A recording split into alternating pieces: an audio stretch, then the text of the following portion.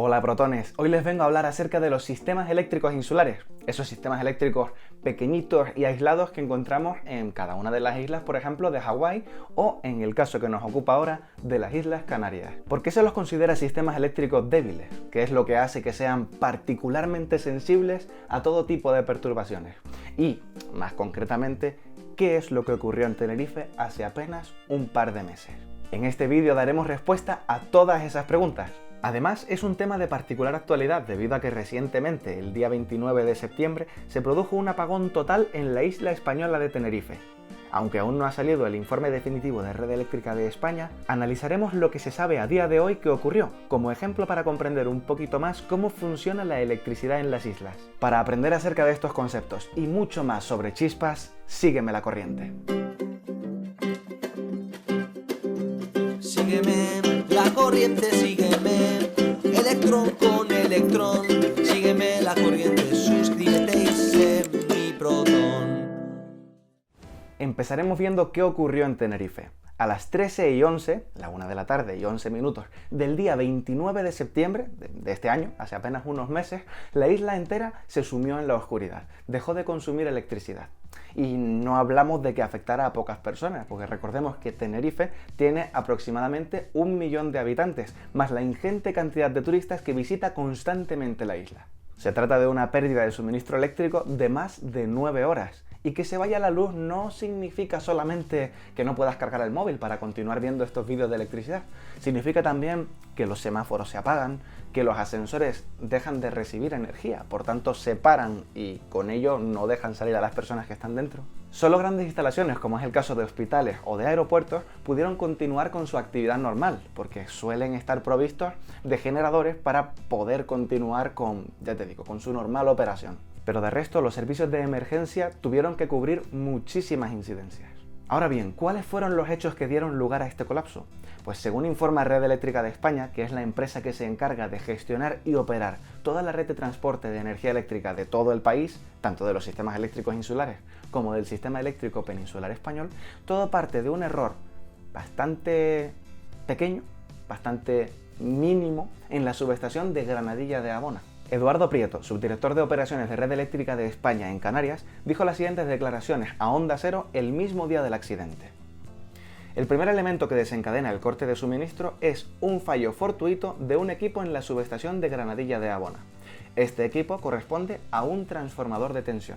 Los transformadores de tensión, al igual que pasa con los transformadores de intensidad, son elementos que permiten convertir estas magnitudes, tensión y corriente, a el nivel de magnitud que necesitan los aparatos de medida, protección y control. Si a un dispositivo electrónico le metes la chicha que circula por los sistemas de alta potencia de la subestación, lo fríes. Así que para evitar esta catástrofe, estos transformadores de medida emplean relaciones de transformación muy precisas para poder enviar los parámetros de tensión e intensidad a los dispositivos electrónicos encargados de medir y proteger la subestación. A priori, un fallo en este tipo de aparamenta no debería ocasionar una sucesión de eventos como la que desencadenó finalmente lo que es el apagón finalmente. Y tenemos los hechos ahí. Al año se suceden del orden de 1000 perturbaciones de este tipo en toda España sin llegar a desencadenar unas consecuencias tan graves para los sistemas eléctricos. Y es por ello que Red Eléctrica ha comenzado a investigar cada una de las fases que desencadenó este fallo.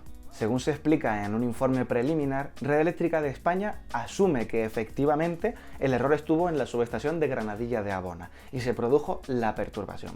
Ahora bien, una vez falla este transformador de tensión, toda la reacción cumple con los requerimientos de la Secretaría de Estado de Energía, es decir, con la normativa y los procedimientos de operación pensados para sistemas eléctricos. Por tanto, se estima que a raíz de este fallo en el transformador de tensión hubo una serie de incidentes inusuales e imposibles de prever que finalmente desencadenaron en el apagón, a pesar de que la empresa, volvemos a repetir, cumpliera con la normativa vigente.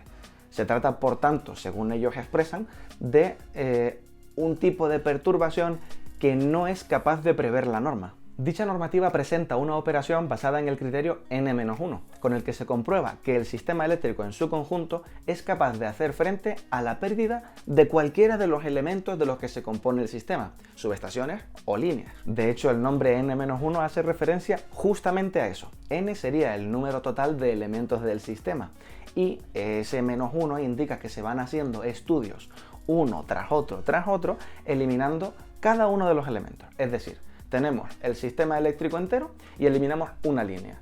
Hacemos el análisis de todo el flujo de potencias y demás análisis y vemos que el sistema opera normalmente. Muy bien, volvemos a activar esa línea y desactivamos otra línea u otra subestación. Y así, una tras otra vez. N-1. Esto se hace, evidentemente, con los modelos computacionales de la propia red de transporte y mediante análisis en el ordenador, en programas de operación y análisis de sistemas eléctricos de potencia. No es que se vayan a poner a desactivar subestaciones y líneas al tuntún. Lo que se ve a la luz de lo ocurrido es que ese criterio n-1 no fue suficiente para evitar que esos fallos acontecidos en la subestación de Granadilla de Abona no se tradujeran en ese gran apagón, en ese cero en la isla. Los fallos, volvemos a repetir, fallo en transformador de tensión y salto sucesivo de las protecciones debido a algo que ocurrió en la subestación y todavía se tiene que esclarecer. Si bien aún le queda a Red Eléctrica continuar investigando y averiguar exactamente cuál fue la sucesión de eventos dentro de la subestación y por qué el sistema llegó a ese cero, están elaborando ese famoso informe, sí es cierto que este suceso nos sirve de pretexto para poder analizar bien cómo se comportan los sistemas eléctricos insulares ante perturbaciones y por qué decimos que son particularmente débiles. Una vez ocurre el fallo en Granadilla de Abona, para evitar la aparición de perturbaciones adicionales como pueden ser cortocircuitos, se activan las protecciones y la subestación digamos que se desconecta de la red. Se desconectan, por tanto, todas las líneas que estaban conectadas a ellas y esto incluye las líneas que conectaba la central térmica de Granadilla de Abona y luego también las líneas que alimentaban a poblaciones aledañas y a otras subestaciones. Las poblaciones cuya alimentación dependan exclusivamente de esta subestación quedarán sin abastecimiento. En el caso de que esto hubiese ocurrido en una red como la peninsular, con una estructura más robusta, el flujo de potencia sencillamente se habría distribuido por las otras líneas y subestaciones del sistema y habría igualmente llegado a dichas poblaciones. Pero como las redes eléctricas insulares no están suficientemente malladas, la caída de una subestación clave implicará la desconexión de una gran parte de la carga del sistema eléctrico. Paremos un segundo ahora a recordar que las máquinas síncronas son las encargadas de controlar la tensión mediante el consumo y generación de potencia reactiva y también la frecuencia mediante el consumo o generación de potencia activa. Estas máquinas son los generadores de las centrales, en el caso de Tenerife, de las dos centrales térmicas que asumen la mayor parte de la potencia que consume la isla. Recordando la ecuación de oscilación de la máquina síncrona, vemos que una bajada brusca en la potencia consumida por el sistema ocasionará un fuerte aumento de la frecuencia, ya que son inversamente proporcionales, debido al aumento drástico de la velocidad de giro del rotor de las máquinas al tener menos carga que alimentar. Una perturbación como la ocurrida en la subestación de Granadilla de Abona habría sido mucho más fácil de mitigar en un sistema eléctrico continental, porque tiene una infraestructura muchísimo más compleja y robusta. Tiene más líneas, más subestaciones y más centrales eléctricas con grupos síncronos capaces de mantener más estable la frecuencia. Como hemos comentado en muchísimas ocasiones, estos sistemas eléctricos continentales son mucho más robustos y son capaces de reaccionar de manera más estable a estas perturbaciones transitorias. Además están más mallados, esto quiere decir que tienen más líneas eléctricas interconectando a lo mejor los mismos puntos. Tal vez para alimentar desde una subestación a una población no solo tienen una línea eléctrica conectando, sino que cierran anillos, de tal forma que si te falla una línea puedes alimentar a la población igualmente por otras líneas, por otras rutas alternativas, de forma que el sistema eléctrico no vea esos escalones de pérdida de consumo. Al final son redes más completas, más robustas, más estables, todo es más gordo, ¿vale? Es como si, por ejemplo, coges una piedra del tamaño de mi cabeza y la tiras al mar, ¿no? Efectivamente, va a producir una onda en el agua, pero esa onda no se va a propagar, no se va a ver desde la orilla. Sin embargo, si esa misma piedra la tiras a una piscina, la onda que produce va a llegar hasta el borde de la piscina. Y ya si la tiras a una bañera, produce un tsunami. Al desconectarse la subestación de Granadilla de Abona, se genera una tremenda fluctuación en la frecuencia y en la tensión, muy probablemente fuera de los márgenes de operación que establecen esos procedimientos de operación de sistemas eléctricos. Y recordemos, como ya vimos por ejemplo en la charla sobre si podemos ser 100% renovables, que tanto la frecuencia como la tensión son los parámetros de control del sistema eléctrico. Eso se debe mantener constante, dentro de unos márgenes muy chiquititos, pero digamos que inmutable, si no ya el resto de cosas se desmorona. Una fluctuación de tal magnitud provoca la desconexión de los otros generadores, no los que están conectados a la subestación, que esos reciben directamente la señal de desconectarse mediante sus protecciones, pero sí de los otros generadores de la otra central en este caso. Pues digamos que se desconectan esos generadores, sigue fluctuando aún más todo, se desconectan subestaciones, se desconectan líneas y todo se va para el carajo. El sistema eléctrico colapsa. Según la información publicada por Endesa después del accidente, Endesa recordemos que es la empresa encargada de la generación en las centrales térmicas de Tenerife, digamos que la producción en ese momento en la central de Granadilla se basaba en la operación de 6 grupos de generación con una potencia total de 253,3 megavatios y un grupo de generación en la central de Candelaria con 20,8 megavatios.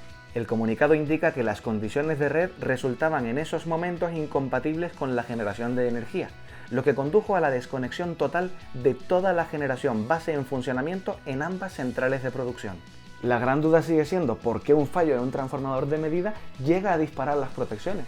¿Qué ocurrió en esos primeros instantes? O sea, ¿qué pasó desde que falla el transformador de tensión, que a priori es algo que no debería ser muy significativo, hasta que se desestabiliza todo tanto que se disparan las protecciones de los grupos, se desconectan los grupos y ya se desencadena pues todas las grandes perturbaciones de después que sí que tienen sentido que lleven a la isla a un cero eléctrico? Y no será por falta de inversión y modernización de la infraestructura. Según datos de Red Eléctrica de España, desde 2011 se han invertido 325,8 millones de euros en proyectos de renovación, mejora y mantenimiento de las redes de alta tensión en Canarias. Además, entre 2014 y 2018 se han invertido 326,3 millones en nuevas instalaciones y hay una previsión de inversión de 487,9 millones hasta 2021. Sin embargo, sí que es posible que en el origen del fallo en la subestación de Granadilla de Abona haya tenido algo que ver la antigüedad de la subestación, ya que tiene 30 años. Y si bien se han realizado múltiples actuaciones de mantenimiento en esta subestación desde la última década, el plan total de renovación de los equipos estaba planificado para el año 2020, justo el año que viene. En cualquier caso, saliéndonos ya un poquito de Granadilla de Abona e intentando tener una visión algo más general de lo que ocurrió, lo que pone de manifiesto este gran apagón es la particular fragilidad de los sistemas eléctricos insulares, lo que comentábamos al principio, y también la necesidad de tal vez actualizar o dar alguna revisión a esos procedimientos de operación de sistemas eléctricos. También, igualmente, estas cuestiones son de importancia clave para los retos que se nos vienen en un futuro, particularmente con la integración de energías renovables, que recordemos que precisamente se caracterizan por inyectar al sistema eléctrico una generación de potencia variable en función del recurso. Y cuantas más cuestiones variables que no tengas controladas estés metiendo en los sistemas eléctricos, particularmente en los débiles, digamos que más se te puede ir todo de madre. Las islas presentan grandísimos retos en cuanto a la operación y a la protección de sus sistemas eléctricos, y esto vale tanto para los retos actuales como para las necesidades futuras. En próximos vídeos hablaré particularmente de la integración renovable en islas. Ya he hablado de integración renovable en sistemas eléctricos en vídeos anteriores, pero vamos a ver concretamente cuáles son las dificultades específicas de la integración renovable en islas, cómo se relaciona todo esto con su debilidad y cuál es el escenario futuro para poder mejorar la penetración de energías renovables. Espero que este vídeo te haya ayudado a comprender mejor qué es lo que ocurrió en Tenerife y particularmente, pues, cuál es esa fragilidad de los sistemas eléctricos insulares o a qué se debe. Comenta por aquí abajo qué te ha parecido el vídeo y cuáles son tus opiniones al respecto. Para más energía, no te olvides, suscríbete al canal y dale a la campanita. Si puedes compartir el vídeo también, pues seguramente a otras personas que le interese le harás un favor y desde luego a esta familia de Sígueme la Corriente también. Nos vemos por aquí en próximos vídeos. Sígueme la corriente. Continua o alterna o de Tomás o de Tesla. Está vivo, está muerto, con o sin cebolla. Sígueme la corriente, sígueme. Electrón con electrón. Sígueme la corriente, suscríbete y sé mi pro.